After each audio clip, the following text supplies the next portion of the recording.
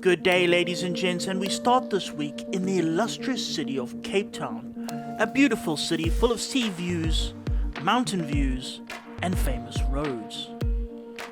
We start a little away from the city, in Hout Bay, at a charming little cafe called Casa Riccio, a popular destination for the local bikers. And today, we will be riding this. It's a Ducati Panigale V4, the one we haven't yet ridden on the show.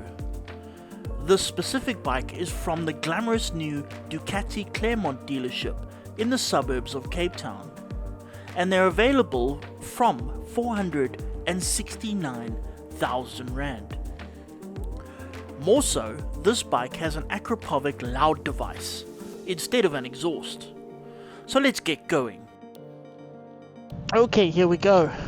Turn on over there. It says for track use only. That's because of the exhaust pipe, but we're in South Africa, no one gives us stuff. That's only Europe. Oh, that's a lot of loudness. Do you hear all that loudness going on? There, it gives you a warning, engine warming up, don't be an idiot. And it tells you why it's idling high, because no doubt a million customers are going to be phoning the dealership saying, "Oi, why is my bike idling so high?" Sir, because your bike is cold. It's like a choke. It's an automatic choke done by the fuel injection. And immediately we're into paradise. My goodness me, this place is... So here's the thing about Cape Town, right? There are driveways in Cape Town better than the best roads in the whole of Johannesburg, Gauteng, that whole area. And it's really annoying. As a Joburg guy, you come down here, you see some of this stuff and oh man, it's incredible. But we all live in Joburg because, well, that's where all the money is. Yep. So damn unfair. Take a look at this thing. It's a dude on a trike. You don't see those very often. So earlier in the year, I got to ride the Panigale V4. That was in Spain, in Seville, around a racetrack. It was jolly good fun. That was the first time I'd ridden a Ducati in 5 years. And here we are again.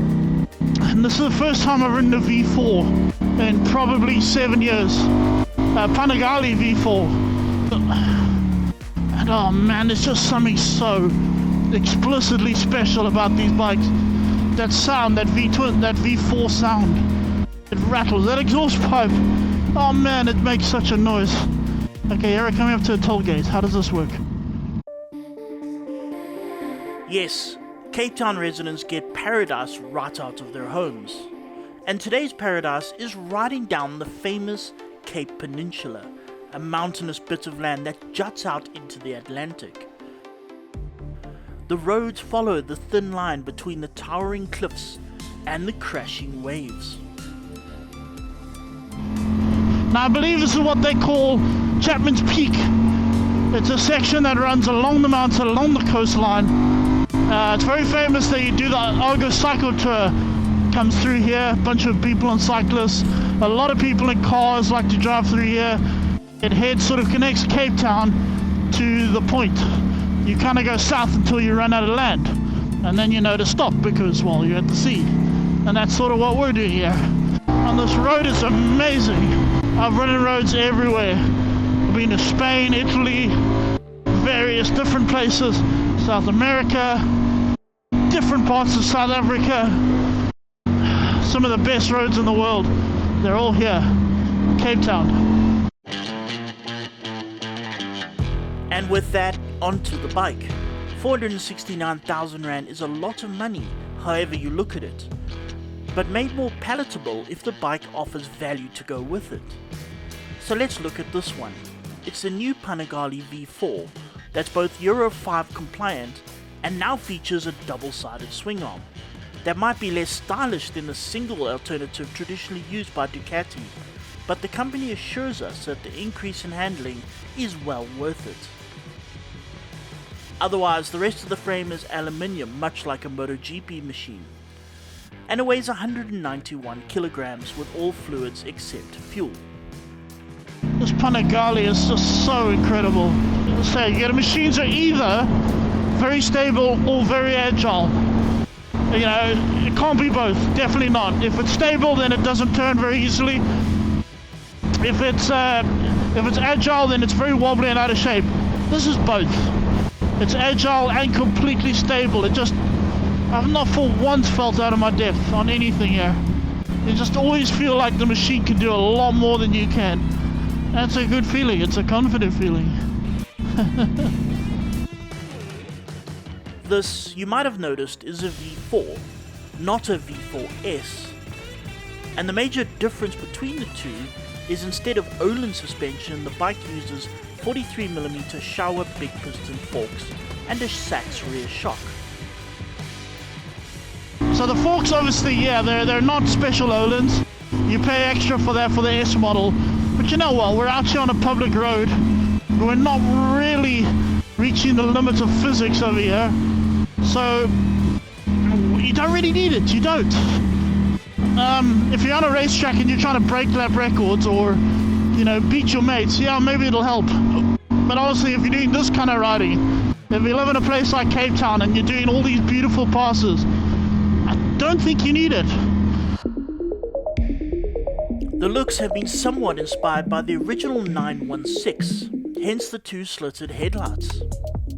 The new aerodynamics are 4% more efficient than the previous V4, while the wings still help keep the front down, and new channeling means hot air is better taken care of. As far as superbikes go, this is not particularly uncomfortable. The former Ducatis, I mean previously 1098, but before that, they were kind of bad. They were, yeah. I had the foot pegs were very kind of high up. You know, you almost kind of had your heels digging into your hips. And then the handlebars were all the way forward, so it was this really kind of awkward, back straining kind of seating position. But with the Panigale, it's a bit different. The bike is quite tall. Like, I am only just able to touch the ground. I'm tippy-toe. In fact, I've sat on adventure motorcycles that are less tall than this thing. But what they do then is it gives you a lot of leg room. There's a surprising amount of leg room.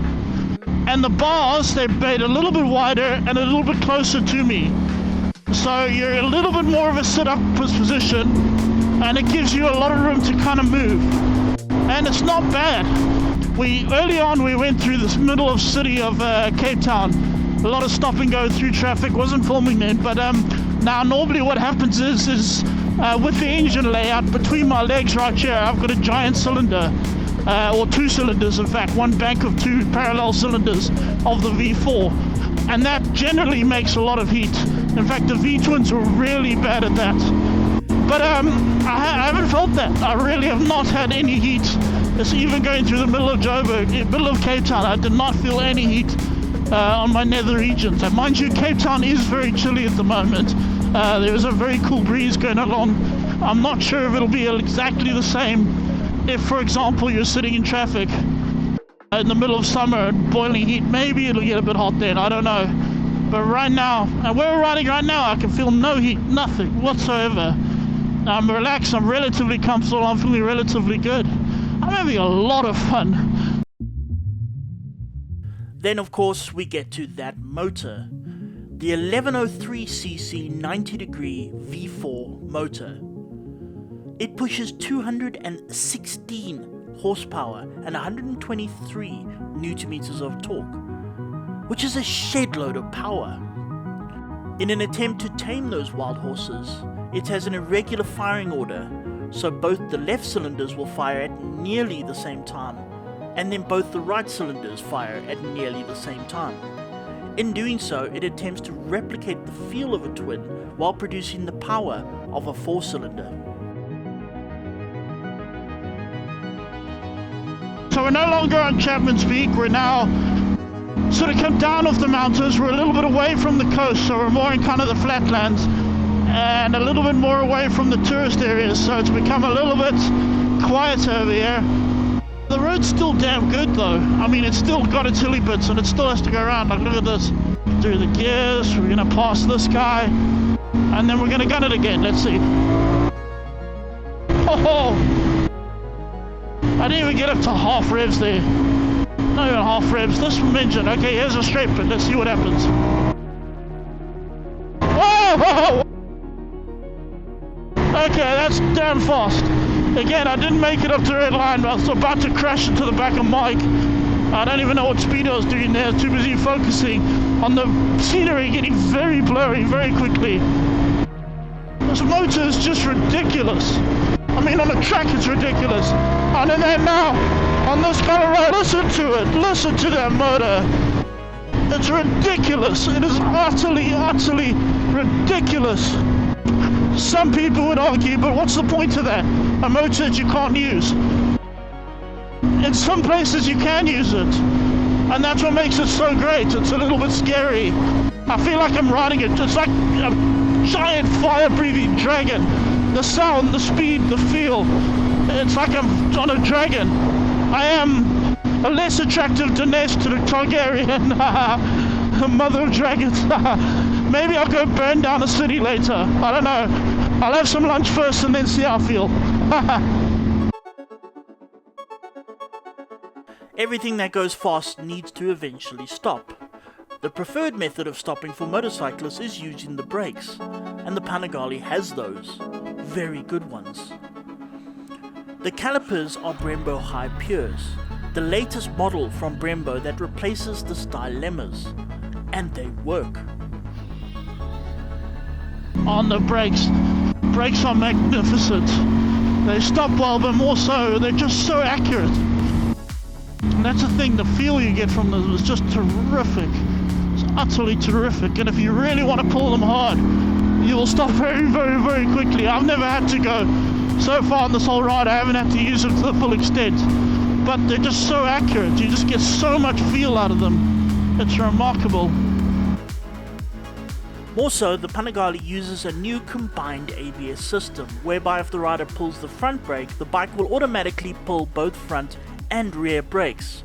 This is not new technology, but Ducati has taken it one step further. Using data from its MotoGP team, it'll moderate the brakes, depending on the lean angle. So, as the bike leans, it'll automatically start releasing the front brake, much like trail braking. At the same time, it'll increase braking force to the rear brake. MotoGP riders do this because the front brake will make the bike want to stand up, while the rear helps it lean. And all while the ABS system stops it from going too far. Basically, the bike will automatically make you ride like a MotoGP rider. Okay, here we go, we're coming to a turn now. Let's see.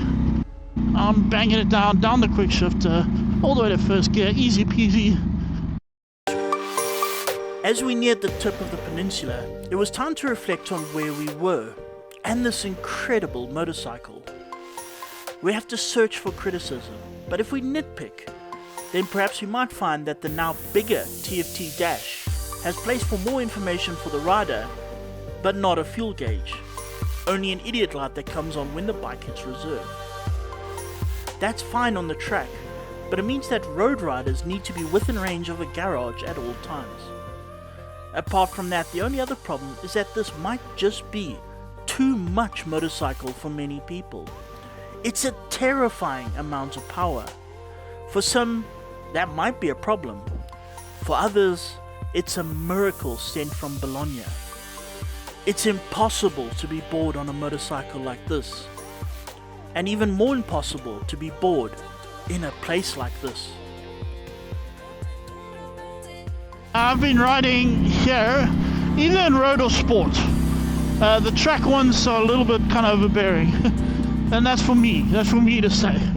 I normally find rider modes ridiculous. Like, why would you want to put into anything other than like the most?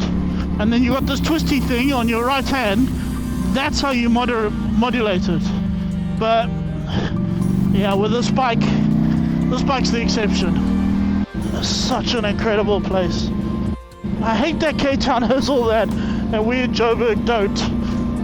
In Joburg, during winter it's just cold and there's no rain, it's just dry, so everything's just brown and black and horrible, and there's no good roads, there's no really great views, and these guys get all this. Damn you, Cape Town, damn you.